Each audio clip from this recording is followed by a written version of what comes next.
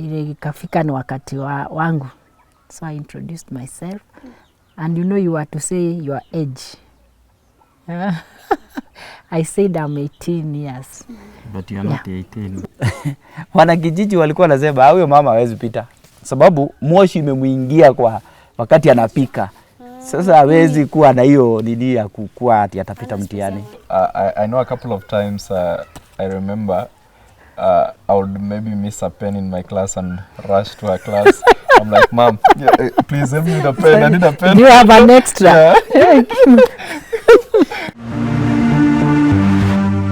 Hello and welcome to today's episode of My Story. We're in Kitale in Trans Nzoia County to listen to a story of one Damaris who lost her mom at an early age, which means she never got an opportunity to go to school. Imagine coming from being an uneducated wife to getting a husband who will take you to school at the age of 33 years. My name is Njeri Masi and this is the story of Damaris and the Kimanis. Welcome.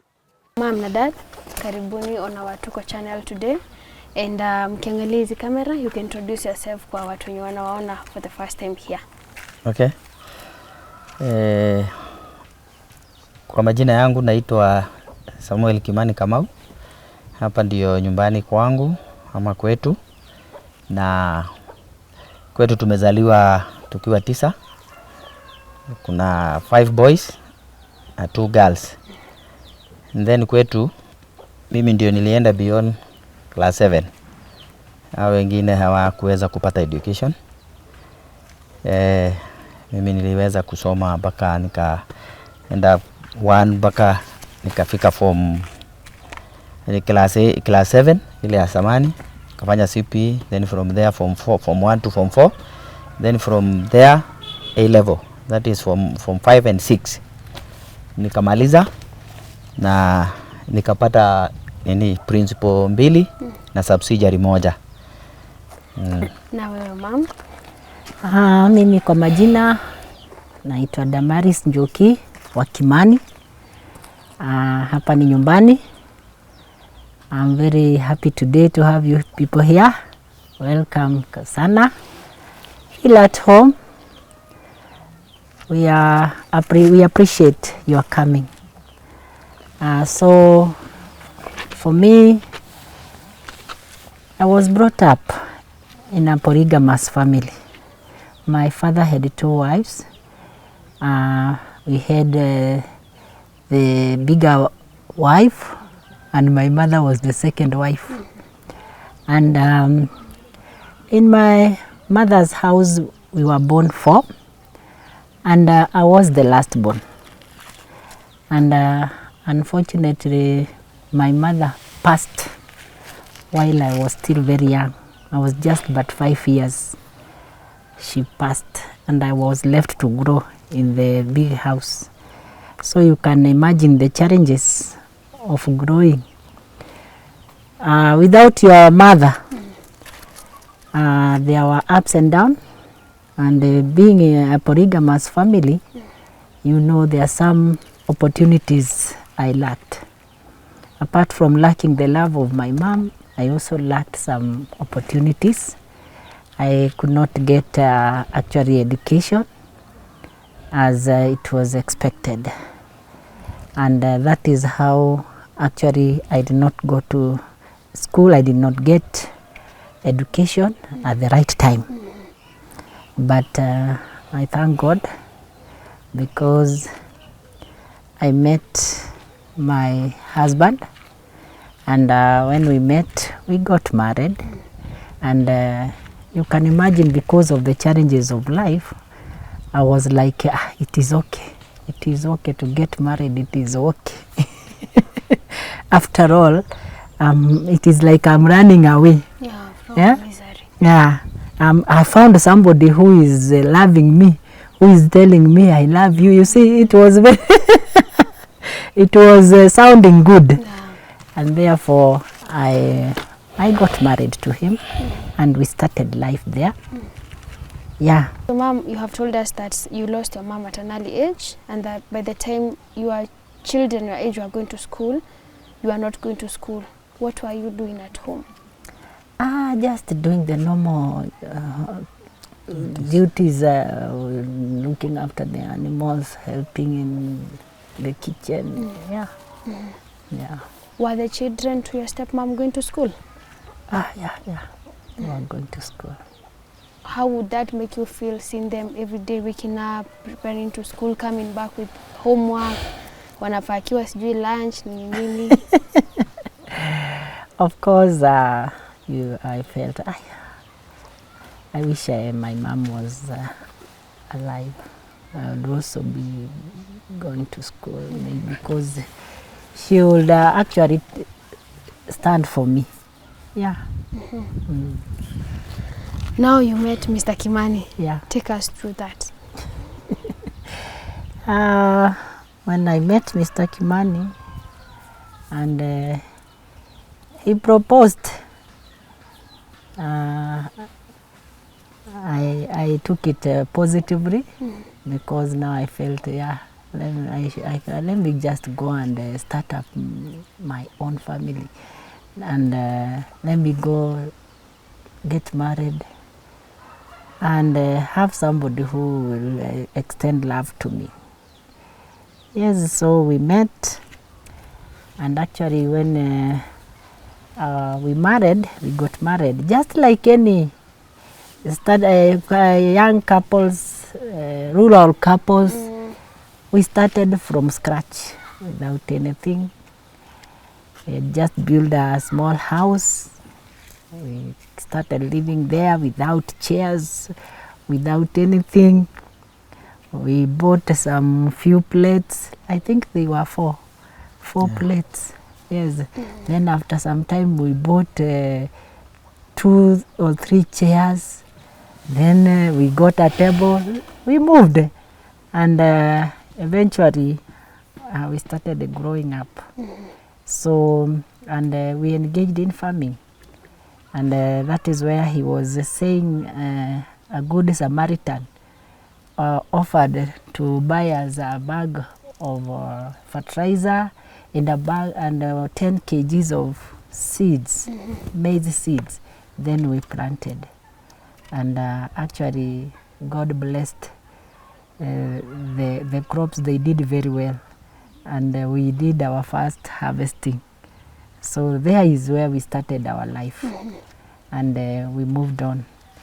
And you see, when I got married to him, since him had gone to school, he had education, I told him one day I'll go to school.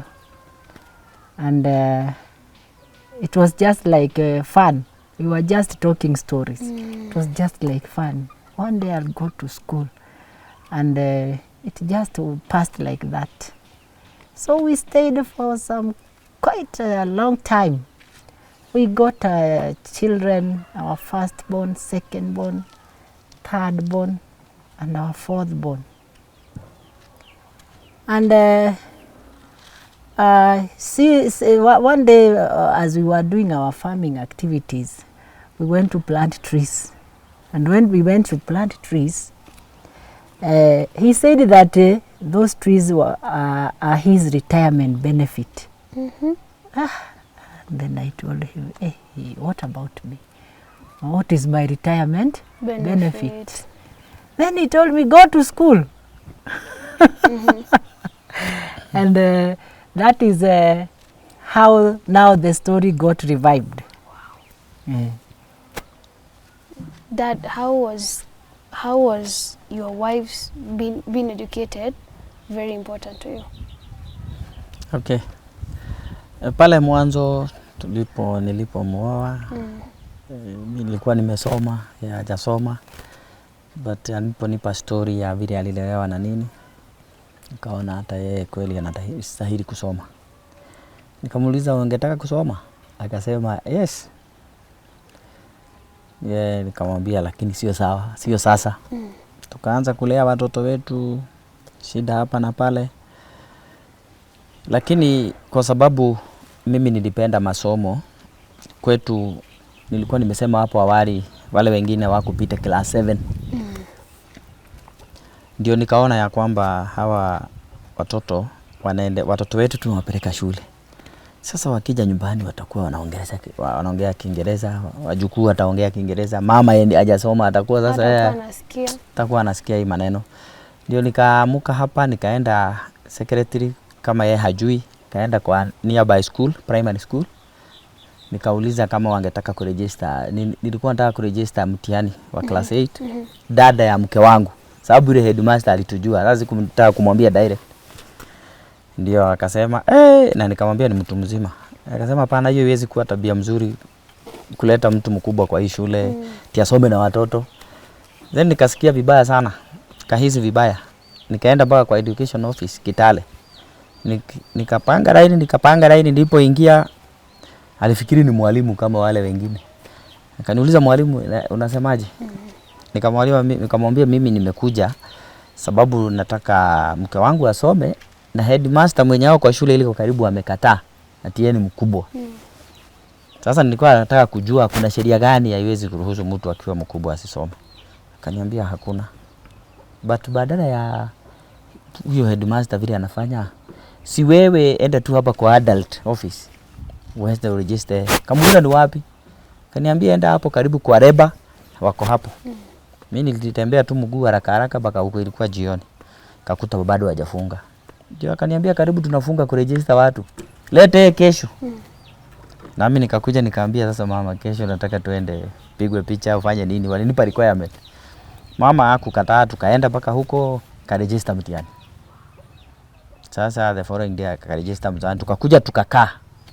Watoto wakati huo our first born alikuwa form 4. At St. Andon Kitale.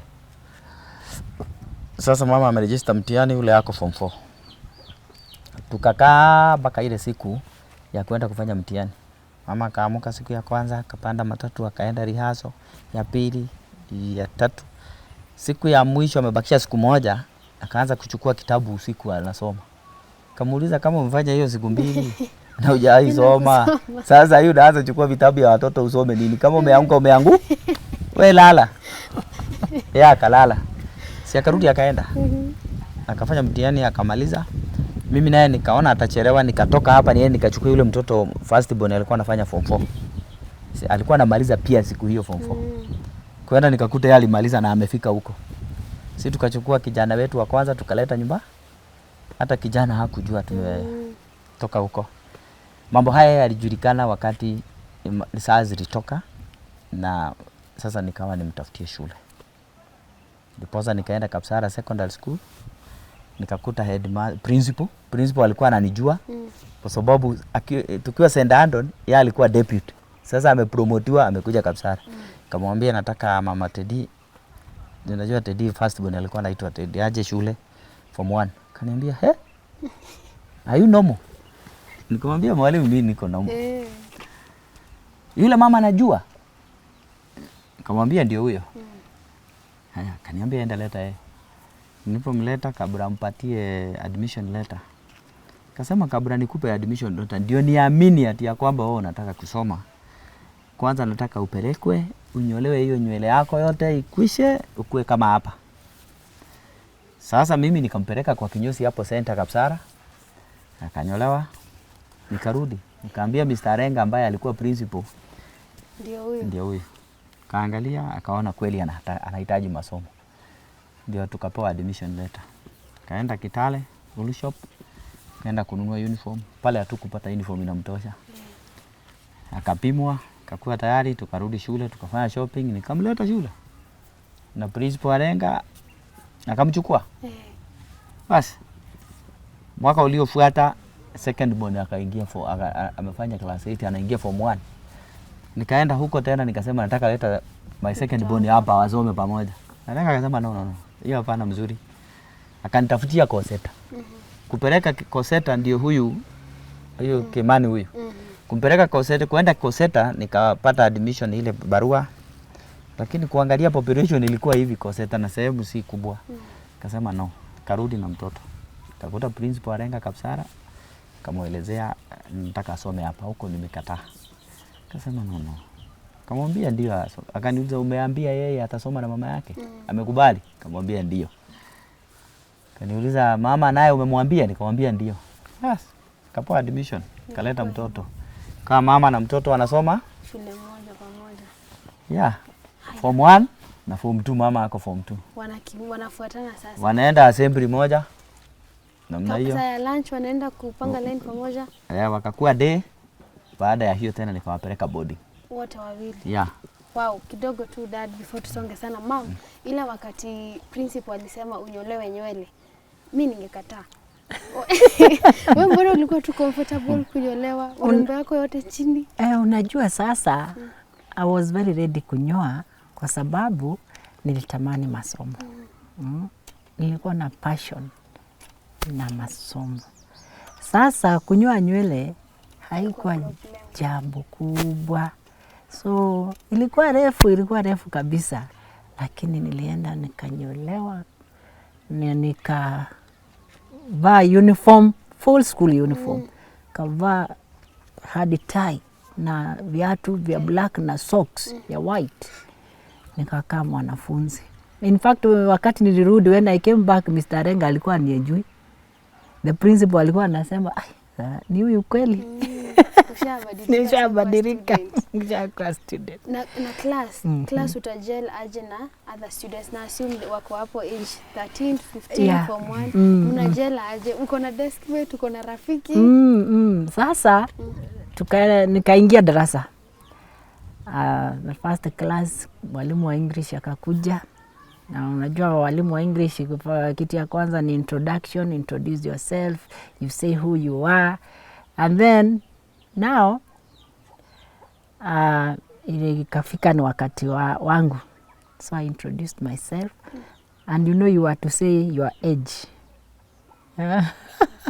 I said I'm 18 years, and nobody questioned, and even the teacher, because at that time he had not known who I am.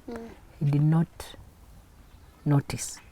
He just saw, yes, this is just a student like others. But you are not 18. But I was not 18. You were? By that time I was 33. Yeah, 33. 33. I was 33. Yes. And you see, I could be able to blend with the 13, yeah, the 14. gap wasn't so big. 18, 13. Si mingi. Break time, unatoka nje na wengine? Yeah. I was a student and I was behaving just like a normal student. Yeah. Hey. Yeah. How were you able to balance between the personality? Yes. Before now dad akaamua wewe na Kimani mkue kwa boarding school. Una shule wewe ni student. You are this 18 years old student. Yes. Ukifika home wewe ni wife na wewe ni dad. Ulikuwa na wewe ni mom, sorry, na wewe ni wife. Ulikuwa na balance aje the two personalities? Yes. You see, now I understood what I was after. And now you see, I said I'm 18 years old because by that time these students and even the teachers, they had not actually known who I am, but later on they came to understand. It became known that I am a mother and I'm pursuing education, and actually that was very good for even the student. The issue of balancing being a student and being a mother, actually it was not easy. It was not easy because, for one, remember from school I have assignments that needs to be done, and I want to be a role model. Then at home I'm supposed to perform my duties as a mother, but then I tried my best. It even meant that I sleep late because I have to do the house duties, cook for the children, cook for my husband, prepare everything, make sure that if it is the house, it is cleaned, the utensils. Then after that I can sit down and do the homework. So, and I want actually again to revise so that I can become the best in class. So I would sleep very late, but I I managed. Yeah. Before we come to that, were there instances where you felt like you were stigmatized at school? Oh, actually, no, because when I went in school, the students, I don't know, it was a kind, maybe let me say it was a kind of a favor, a godly favor, because the students, all of them loved me. The teachers loved me. The teachers would even wonder that the students are so close to me than them. They would even reveal their secrets to me. And even the teachers, if they wanted to know anything, they would come to me. Because these students were so close to me. Until at times they would ask me, what do you normally talk with them? And what do you normally give them? And I told them, no, I've just tried to make myself fit in their shoe. And they would tell me, one thing you have done, Dama, they were calling me Dama, you really fit in our shoe. And that is how you survived your high school there. Yeah. So dad, ushapeleka mom shule, maisha kwako imebadilika aje? Maisha sasa yamekuwa magumu. Nimepeleka mama shule na ule mwenye alikuwa sendando ni form 4 ameingia university. Moi university. Haya mwaka umeenda, huyu naye ameingia mama akiwa form 2, yule kijana mwingine yule ameingia form 1. Form 1. Sasa niko na university, niko na form 2 na niko na form 1. Hao wengine wako primary. So kutafuta fees haikuwa rahisi. Mimi ndio na unasikia mimi ni mkulima mdogo. Ni kulima, kupikia watoto wadogo, kuwaoshea nguo. Tulikuwa na mwingine mdogo kabisa, ndio alikuwa anaingia nursery by then. Nimuoshe, nimpikie. So mambo ilikuwa ngumu. Lakini tuliendelea na kama iko sawa. Wakati tulikuwa shule, mama naye aliendelea kufanya vizuri kwa sababu kila mwisho wa mwaka kulikuwa na prize giving. Yeye alikuwa tu anakuwa number 1 kwa kila subject. So wakipeana zawadi walikuwa wanapeana vitabu. Kama ni ile textbook kama ni Kiswahili aliongoza, anapewa textbook ya Kiswahili. Hivyo alipewa siku moja ya kwanza, alipewa mwaka wa kwanza alipewa vitabu 11. Subject ilikuwa 11. Na mwalimu mkuu alikuwa akitoa vitabu, mzazi anampa mwanafunzi. Sasa unajua huyu sasa ana mwanafunzi. Mimi ndio mzazi sasa. Wanasema mzazi wa Damaris aje, mimi nakimbia. Na mimi nampa zawadi. Ilienda hivyo kila mwaka na alikuwa akipata zote. So ilikuwa ina encourage mimi sana. So nikifanya kazi hata nikiwa na shida nyingi nilijaribu kukasana tu. So tuliendelea hivyo, mtoto huku anasoma na mpikia, najaribu kuwa mapema nyumbani kwa sababu mtoto akitoka shule lazima anikute namna hiyo. Na sisi hatukuweza kupata any funding. Kama sasa hii kuna basari, kuna nini. Mimi sikuweza kupata hizo vitu zozote hizo. Nilikuwa mimi mwenyewe na kasana mwenyewe. Na haya kijiji. Sasa umeachiwa watoto, you are the father, sawa ndio unapika. Wazee huku akasema huyu amepotoka huyu. Amekaliwa. Huyu mtu amekaliwa, anapeleka mama shule. Mama anasoma, atasoma kuliko yeye. Amuachanisha hapo. Atamuachanisha. Wengine wanasema hapana, huyu atashindwa kufika form 3, atakuwa amechoka, atawaacha.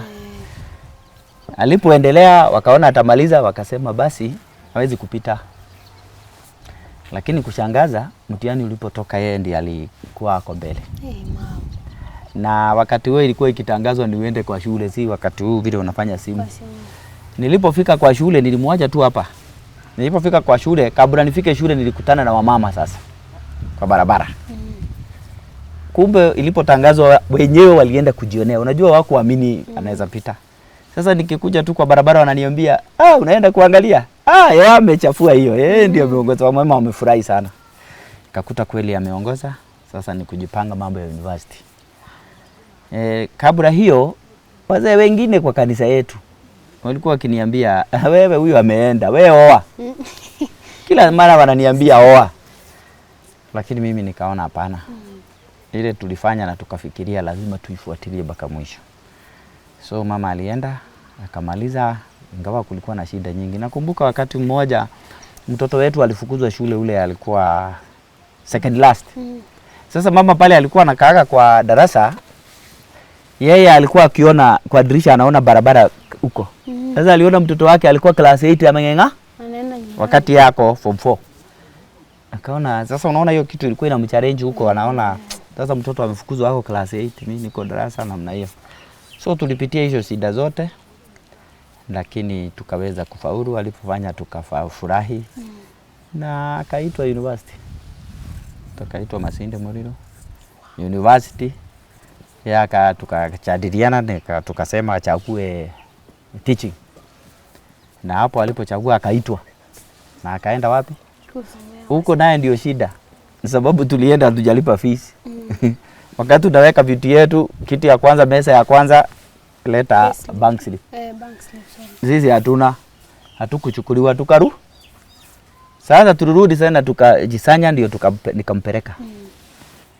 Pale hakuna nyumba. Amebuku zote. Mimi nilipolipia rare lodging 1 week. Kiendaga shule. Sasa hapo ndio baadaye akarudi akapata kuingia ndani. Sasa aliishi maisha ya ndani kwa hostel na wale wanafunzi wengine. Sasa okay. Sasa tukaendelea hivyo. Mimi naendelea na watoto, kulipia watoto wale wengine. Yenyewe ilikuwa ngumu. Ule kijana walikuwa nasoma na yeye, naye amefanya form 4. Kufanya form 4 yeye naye anataka kuingia university. Watoto walipita. Sasa unaona hiyo maisha ilikuwa ngumu sana. Umeshikanisha responsibilities hivi. Mimi nilikaa sana, hata niliwacha marafiki. Sababu saa jioni mngekuwa mmekaa kwa center ati mnaongea, mimi nilikuwa nawaambia hapana, mimi naenda nyumbani. Unajua mimi ndio mama na ndio baba. Mimi ndio naenda kupika.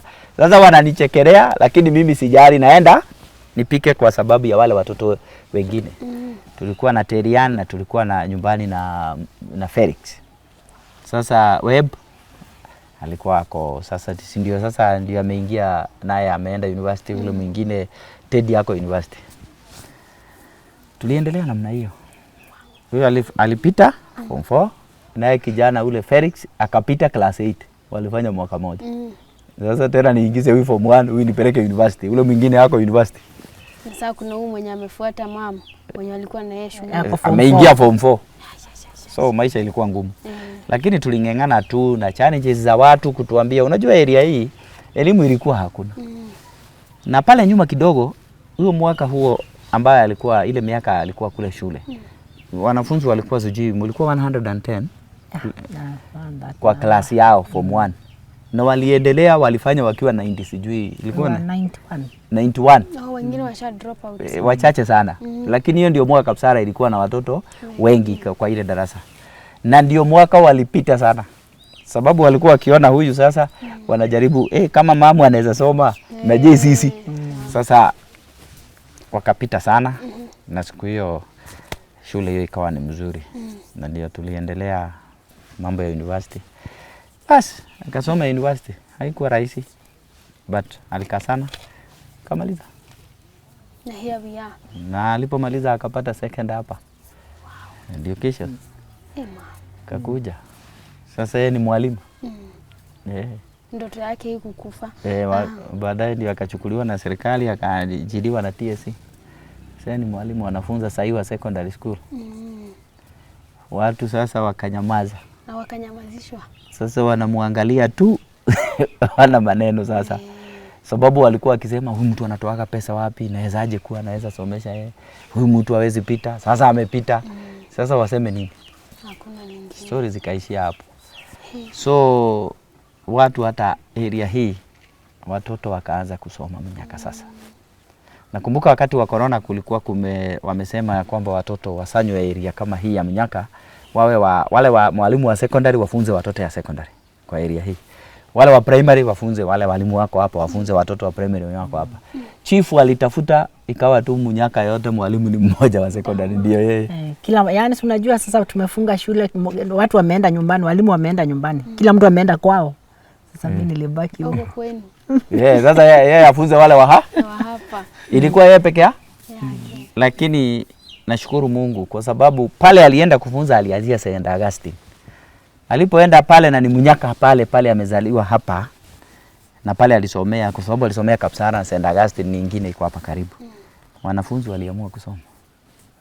Saa hii naweza sema tuko na walimu wa secondary. Walipita sababu ikiwa ana mafunza wanaona huyu mama alisoma, walisoma mpaka sasa tuko na walimu wanaweza fika 8, wakimaliza nafikiri watafika 8 wa secondary. So tunaendelea namna hiyo. Okay, wakati alikuwa Kapsara wakati huo tangu shule ianzishwe 1978 hajawahi pata agriculture mwanafunzi akapata A imesimama ama A-. Lakini Damaris alipata A kwa agriculture imesimama hivi. Mpaka leo hiyo rekodi haijavunjwa. Mpaka wakati wa leo. Na hapo mbeleni nilikuwa nimesahau wanakijiji walikuwa wanasema huyo mama hawezi pita sababu moshi imemuingia kwa wakati anapika. Sasa hawezi kuwa na hiyo nini ya kukua ati atapita mtihani. Mtoto yangu huyo Felix akasikia wakiongea huko center. Alikuja mbio na kuniambia daddy ati mama hawezi pita ati moshi imemuingia. Nani amesema? Ati iko wazee walikuwa wanaongea hapo kwa center.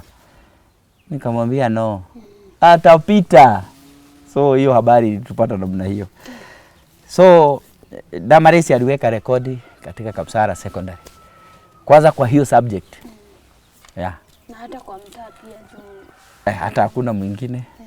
In fact hakuna. How does that make you feel? I feel now good. Although pale mwanzo nilikuwa nasikia uzito sababu ya school fees na nini watoto na nini, lakini sasa I feel good. Sababu sasa ako kwa payroll ya serikali, yeye ni servant wa serikali. Sasa yeye anafanya kazi. Yeye anaweza kujinunulia kenye anataka, nguo yenye anataka. Ya pili watoto hawa wengine watoto wetu wakija nyumbani naona wanaongea kwa Kiingereza, wako vizuri, wana communicate vizuri. Sasa yeye hawezi kusikiaga amefinyiriwa ati akae pale jikoni tu amefinyiriwa. Sasa anaona hako mchangamfu, hako free, anaweza interact with these other children wenye tuko nao. Nasikia great. Nasikia vizuri tena si vibaya. Hata kuwa wa kwanza kupeleka mama shule. Na akapita. Na unajua watu wanasema ya kwamba afadhali wewe mzee usome kuliko mama asome. Sasa hata ilipofika kwenda university yangu ningejipenda. Sababu yangu tu ni kwenda na kuregister na kuingia university direct. But nikasema no. Wacha yeye aende achukue hiyo degree. Si kuona ati yeye atakuwa juu sana ati mimi niko tu level na yeye ameenda university. No. Nikaona acha aendelee. Na hiyo ni mzuri. Unajua pale pengine watu husema hapana mama hawezi soma kunipita. Mwanamke hawezi kufanya kazi na mimi niko ninakaa nyumbani. Hapana. Sisi yote ni human being. Na tunaweza jenga hii Kenya tukiwa na elimu. Masomo inaondoa ujinga. Kitu mimi nashukuru sana ni mwalimu Principal Arenga. Mr. Kare Amani Arenga. Ni kwa sababu hapo mbeleni tulisikia primary nilijaribu mwalimu head teacher akakataa. Lakini Principal Arenga nilipompeleka na alikuwa akijua mama kama mama wa mwanafunzi wake Teddy kule St. Anton. Yeye alikubali na akamchukua akasoma, akampa kuwa prefect. Mambo ikakuwa rahisi miaka yote 4. Na si prefect tu akusanya vitabu. Prefect. Lakini kwa hiyo darasa kulikuwa na prefect wangapi? Kuna yeye na kuna yule mwingine. Yule ndiye atasanya vita. Kwa hivyo huyu ikakuwa hakuna siku ataenda kumob na nini sababu yeye ndio sasa prefect kuanzia form 1 mpaka form 4. So hivyo nashukuru Mr. Arenga na other teachers kama Mr. Kisaka walikuwa ni walimu wake wa Kiswahili na mwalimu mwingine ambaye ni mwalimu wa agriculture Mr. Neyore na bado ako Kapsara. Mr. Nyundo sana kwa sababu yeye alifanya mama ile agriculture mama akapata A. Mr. Nyundo alifunza physics, alifunza maths. So na madam mwingine ambaye sasa Madam Teresa sasa ni deputy principal pale St. Teresa's ama St. Teresa's. Madam alikuwa anaitwa Madam Teresa. Madam Teresa Kiriswa. Alifunza yeye English. Yeah, English literature. So nashukuru hawa walimu sana kwa sababu vile walivyomchukua, na alipokuwa pale for the 4 years hakuna siku nisikia amepata punishment ama wamekorogana ama wamefanya nini. So nawashukuru sana pale walipo, na nasema asante sana Mr. Renga for what you did. Yes, Kimani Webstone, the second born to Damaris here. So she's my mom, and I'm the guy who we went to school with. I'm the child that we schooled together with her. Yes. Ukiingia form 1, you found mom akiwa form 2. Yes. How was that for you, knowing that you're going to the same school that your mom is in?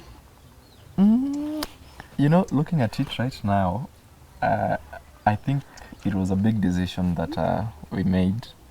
But back then, honestly, I was not even thinking about it. Honestly, it was just me going to school and learning. And yes, my mom is there, but it didn't cause an alarm to me so much. Yeah, but looking at it right now, I can see it was it was a decision. Because I'm trying to imagine what would have happened if you learned that someone was bullying your mom. What would you have done? I don't know what to say, but that will not have ended well, maybe. Mom, were you keen to see if you will see your son being punished, how he's performing in school? Of course, yes. Of course, yes. Yeah. How are you able to live the motherless, quote unquote, for lack of a better words, at home, and now you see yourself as a student together with him in school? The moment I stepped to the school compound, I changed my mind that now I'm a student, I'll act like a student, I'll talk like a student, and I will think like a student. Yes. Yeah. Were you ever intimidated by mom's performance? Yeah, somehow. Somehow. But you see, first, me going to school, the kind of relationship that I had with my mother was, you know, it was so mutual, and it was not like, you know, that strict, I don't know, mom, son. No, we had that kind of a strict relationship. And one thing you should understand is that everyone at school knew she's my mom. That was not a secret, because most of the people are from around the village. The school is the village school. And the teachers knew. Again, I didn't hide it, or we didn't hide it. I made it known to everyone that she's my mom. I remember, I don't know if she remembers, but I used to call her mom. At school? Yes. I used to call her mom. For her, she went to school knowing that she's a student, but for me, she was still my mom. Yeah. So I know a couple of times, I remember, I would maybe miss a pen in my class and rush to her class. I'm like, Mom, please help me with a pen. I need a pen. You have an extra. Yeah. Because where else will I go to? To mom, of course. So we had that kind of a relationship. We made fun of it. We, you know, if I went with that mind of, I don't know, mom, I don't know what, it would have been a very awkward situation. I believe so. But since I decided to you know, to put some vibe into it, I decided, you know, since, yes, we're here. She's in school, I'm in school, so what do we do about it? We have to accept the situation, you see. So that's what I did. I accepted the situation that we are in, and we lived through it. Yes. And you started boarding, both of you. Exactly.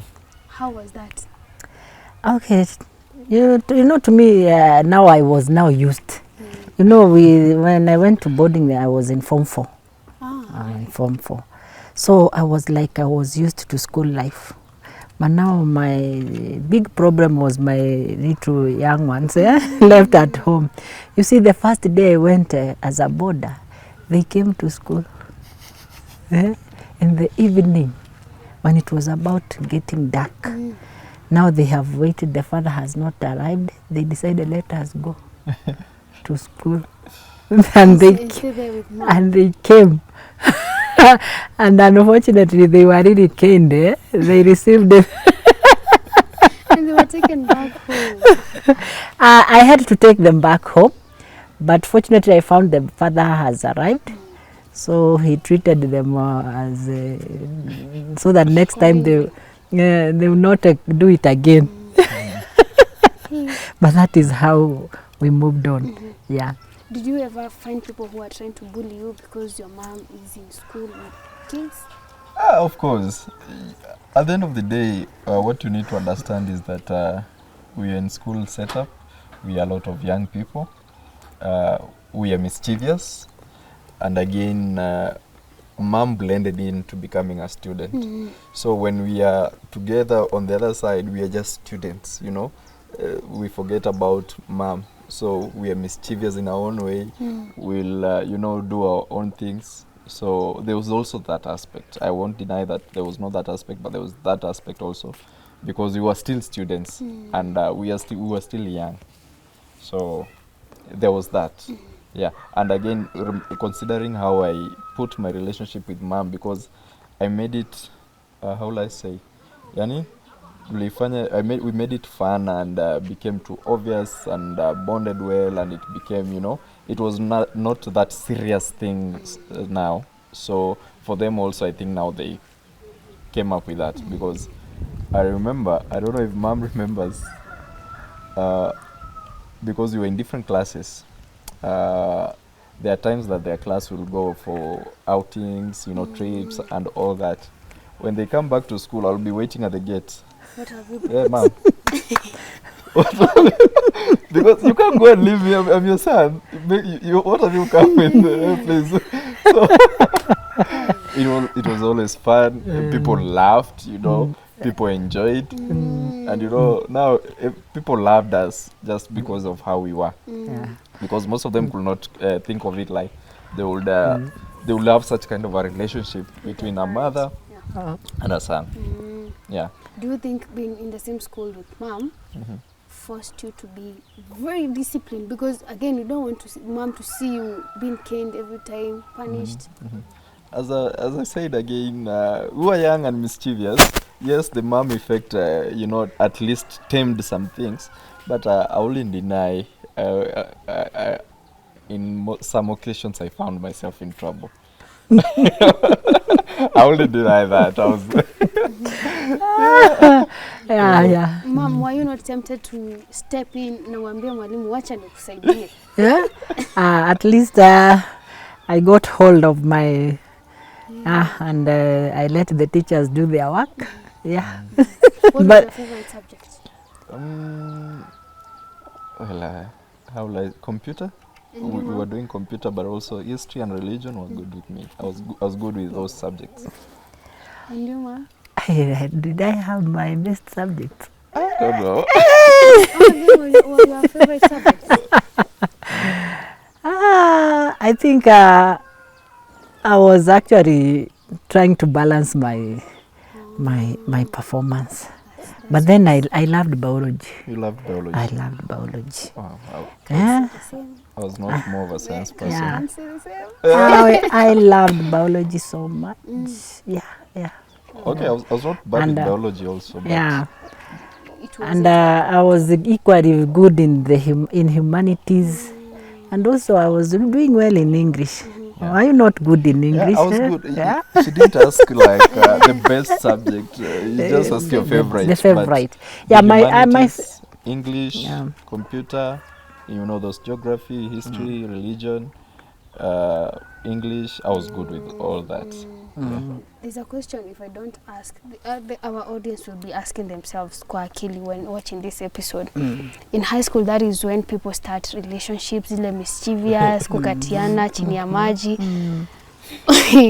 Did you go out with that knowing that mom is in the ako huko kwa premise?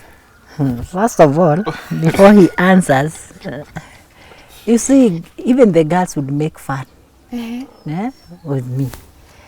They will start actually start sharing my boys. Yeah, the elder one is In a mine. book. The second born, this one who is here is mine. And then I will tell them, now you can see as we are trying to make sure that we are serious with education.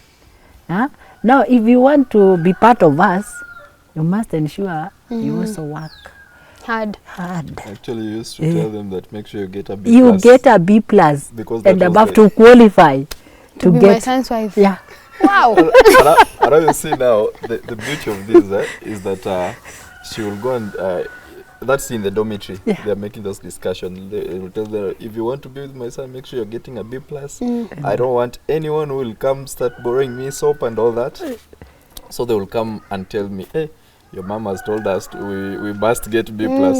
And then I will find mama and tell her, hey mom, Yeah. B plus is too high. Please set a C plus. Standard. Utakosa mtu.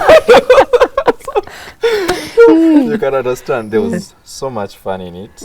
And yes, the relationships were there. I won't say that I will deny, but again, you know the school rules.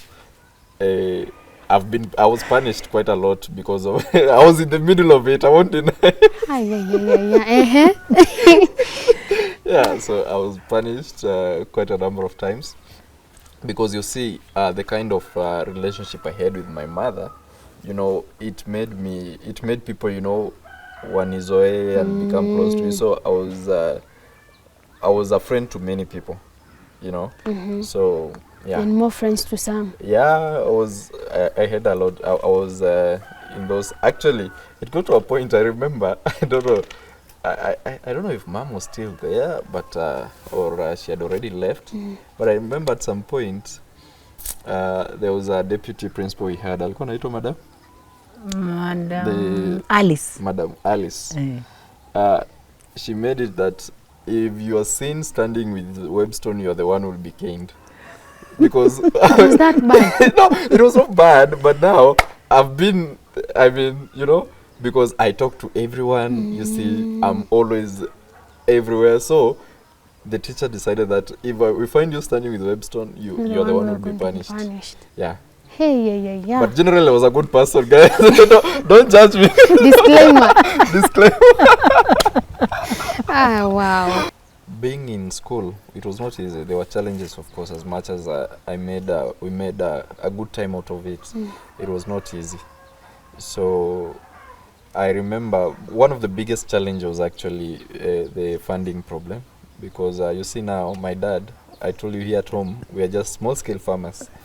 We are depending on him now to farm so that he can pay school fees for us. We had now my brother in campus, my mom in high school, me in high school. We have a little brother in primary. We had a cousin, you know. So my brother, actually, it was not just us. My dad was also taking care of our 2 other cousins. So it was not an easy situation. It was tough being in school. For me, I remember most part of my school, I used to go to school with pocket money. I don't know if they remember, but me going to school with 200 shilling for everything, full time, It was a no. was a normal thing. Or it was a normal thing for me. You get? And I remember once we paid our school fees with chicken. My dad carried some chicken from home and took them to school to pay for my fees. So it was not an easy situation, but in all that, we didn't give up. We still persevered. We kept on going, and yes, here we are today. Yeah. So when mom, after high school, now you went to campus. How was Yes. that for you? Now nyinyi wote mko campus. We first when we were done with high school. Personally, I didn't join campus like immediately. Mom went. I started now life of hustling. Immediately after high school, I went out there, started hustling. It was not easy, hard, but later we joined. I joined also campus, and trained for teaching. I'm also supposed to be a high school teacher. Yeah, but definitely I'm not teaching. Reason being? You know, as you grow, you realize that there are things that you know will work with you. There are things that you have passion for, and you know, dreams and a lot of things change as you grow. So as much as I trained to be a teacher, I realized it's not in my passion so much to become a teacher. So yes, I did that, but currently I turned out to be a content creator. If it is working for you, that's fine. Yeah, from being a teacher right now, I do content creation. I guess that's how actually you came to know of this Your story. yeah. Yeah, so I do travel, lifestyle videos and travel. So I travel, currently I'm touring Kenya with my bike, and then we'll see, maybe in future we'll go out of the country. We keep on touring, as I also share. You see, I realized that there's this gap. A lot of us have not, not everyone is able to travel. But if I can travel and then I share my experiences with you, then it will be good, because you'll feel like, first, you'll feel like you've traveled with me. You'll get to see a lot of places through me. But also, if you're planning to travel, you can learn from my experiences.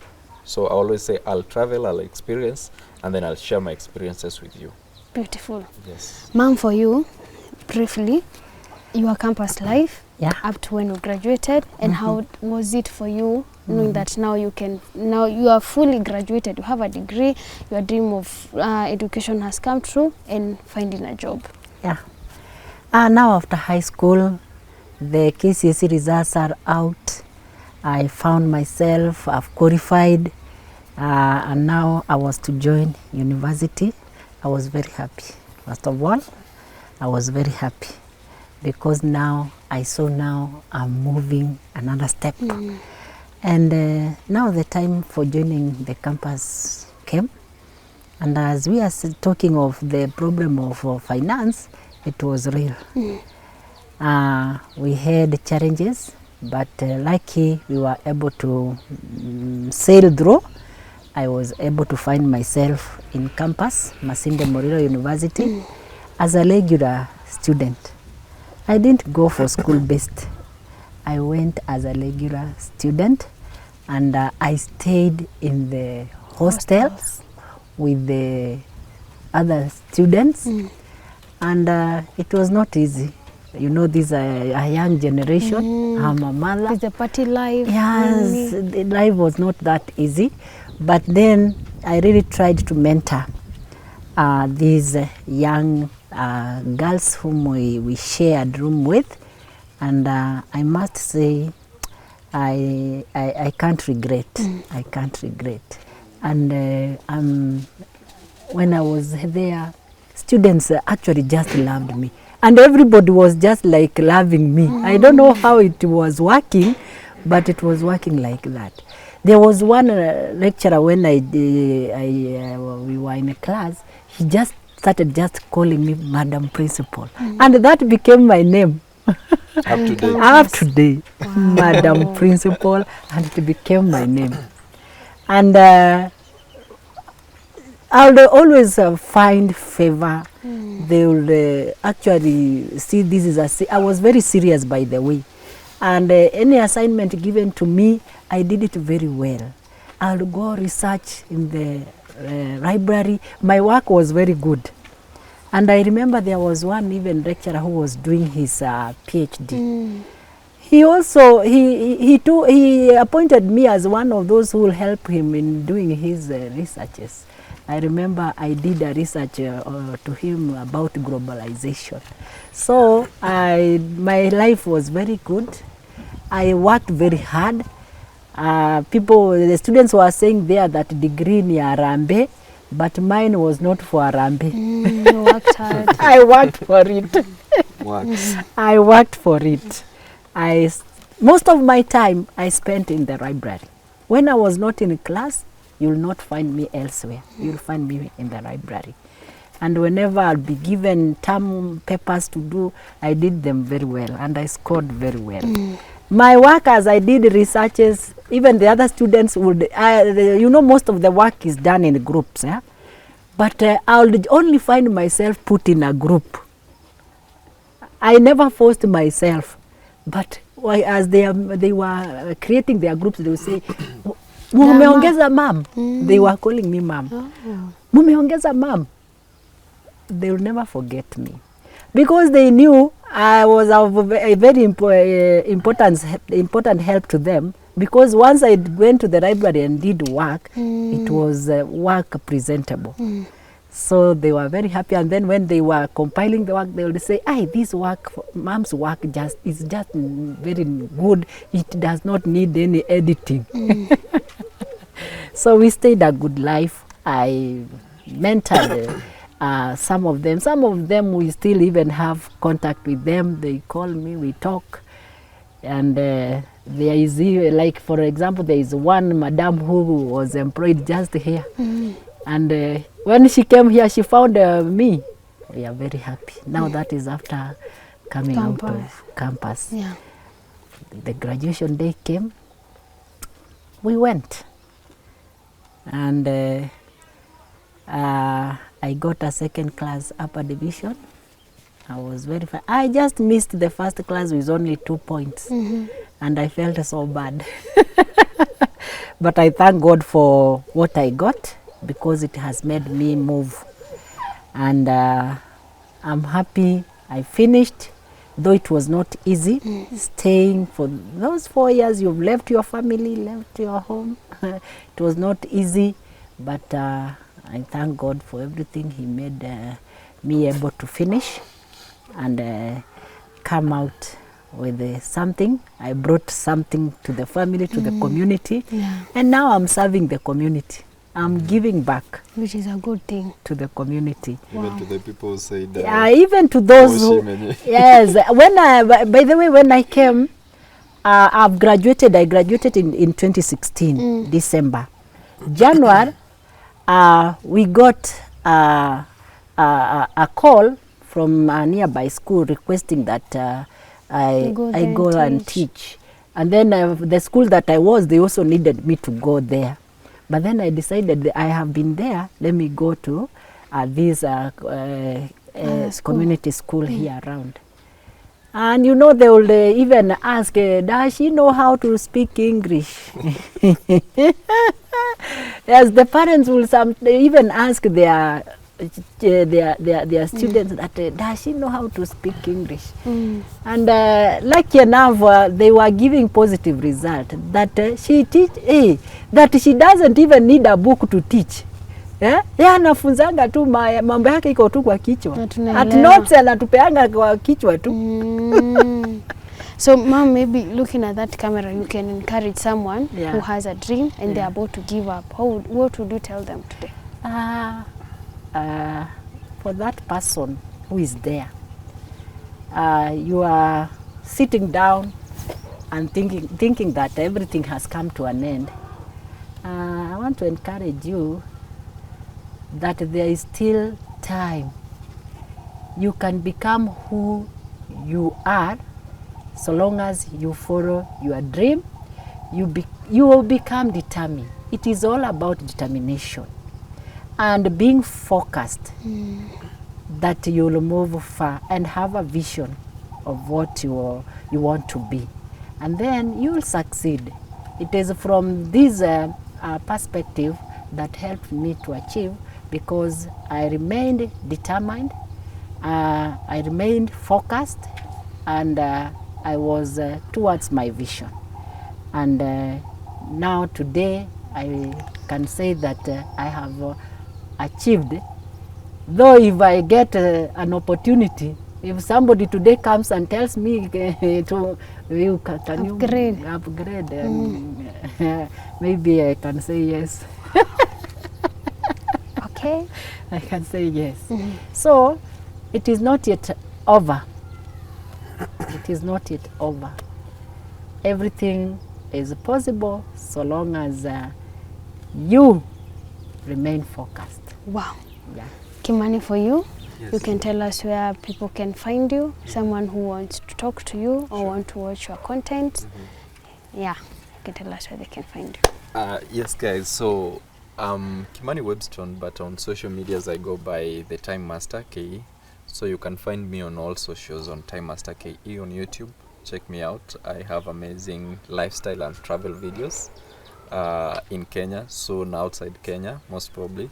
So go check me out, the Time Master KE on all socials, TikTok, Facebook, although Facebook also Kimani Webstone. Instagram, you can find me. Okay. Yes. Thank you. Is it right if we call you the Kimanis? Actually, that's his name. Okay. Yes. So that thank is you. my title. Even my title is Mrs. Kimani. Ah, So okay. we are Kimanis. That's nice, the Kimanis. Thank you, the Kimanis, for sharing your story with us. Of You're course, welcome. I know that someone who was watching has learned something or two. And my take home today has been, I shouldn't give up on my dream. Whatever the time, whatever the challenges, it's not yet over until it's over, right? Sure. And to you, our viewer, thank you for sticking with us up to this point of this episode. Remember that the details to his YouTube channel will be on the pinned comment below. Make sure to like this episode, subscribe and share with your friends. Until next time, my name is Njeri Masi. Keep it Tuko.